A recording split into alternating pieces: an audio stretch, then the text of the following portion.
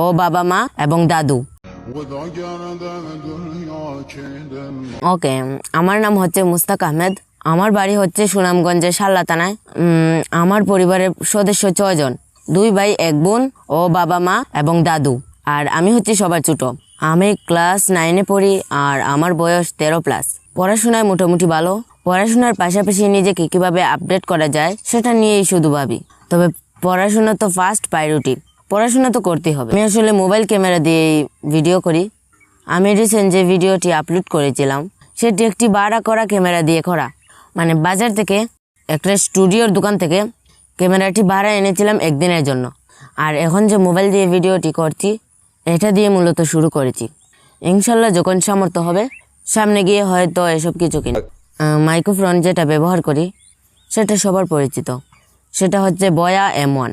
Video বানানোর জন্য gadget বলতে মোবাইল, একটা স্ট্যান্ড, একটা গ্রিন স্ক্রিন অ্যান্ড একটা পিসি রয়েছে, এগুলোই আর কি। মূলত ভিডিও এডিটের জন্য ক্যাপকাট অ্যান্ড ফিল্মোরা ইউজ করি। অডিও এডিট অডাসিটি দিয়ে করে থাকি, যেটা অডিও এডিটের জন্য পপুলার একটি সফটওয়্যার। আর আমি মনে করি যদি স্কিল অ্যান্ড প্রসেস জানা থাকে তাহলে যে কোনো ভিডিও এডিটিং সফটওয়্যার দিয়েই এডিট করা যায়, যদি টুলসগুলো ভালোভাবে জানা থাকে।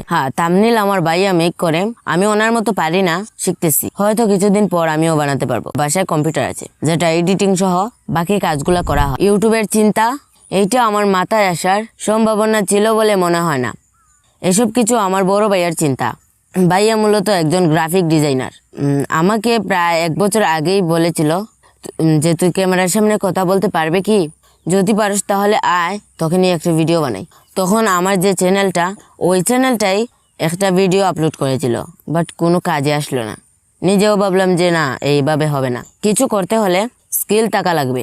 তখন আমি যে ক্যামেরার সামনে কথা বলবো সেই স্কিল বা সাহস কোনোটাই ছিল না। এরপর বাইরের ধারে বসে সবকিছু শিখাও বুঝা, অ্যান্ড মাত্র 1 মাসের ব্যবধানে এত মানুষের ভালোবাসা ও প্রশংসা পাচ্ছি, যেটা সত্যি আমার জন্য অনেক খুশি যে আমি এইটুকু বয়সে এত মানুষের ভালোবাসা পাচ্ছি। ইনশাল্লাহ সামনে গিয়ে নিজের স্কিলকেও আপডেট করব অ্যান্ড মানুষদের আরো ভালো কিছু উপহার দেব। ইউটিউব চ্যানেলে 7টা ভিডিও আপলোড দেওয়ার মাথায় মনিটাইজেশন পাওয়ার জন্য যে ক্রাইটেরিয়া, এইসবগুলো তখনই কমপ্লিট হয়। আমি সবসময় নতুন কিছু শিকার অ্যান্ড সৃজনশীলভাবে কাজ করার চেষ্টা করি। আমার পরিকল্পনা অ্যান্ড লক্ষ্য শুধু ইউটিউবার হওয়া নয়, বরং এমন কিছু তৈরি করা যা মানুষের জন্য উপকারী এবং শিক্ষণীয় হয়। ইনশাল্লাহ বাকি সব আল্লাহ ভালো জানে সামনে গিয়ে কি হবে। আমি বিশ্বাস করি আমরা সবাই যদি নিজের কাজের প্রতি ফোকাস করি এবং শিকার মনোভাব বজায় রাখি তাহলে সফলতা আসবেই। ধন্যবাদ সবাইকে, ভালো থাকুন, সুস্থ থাকুন, আল্লাহ হাফেজ।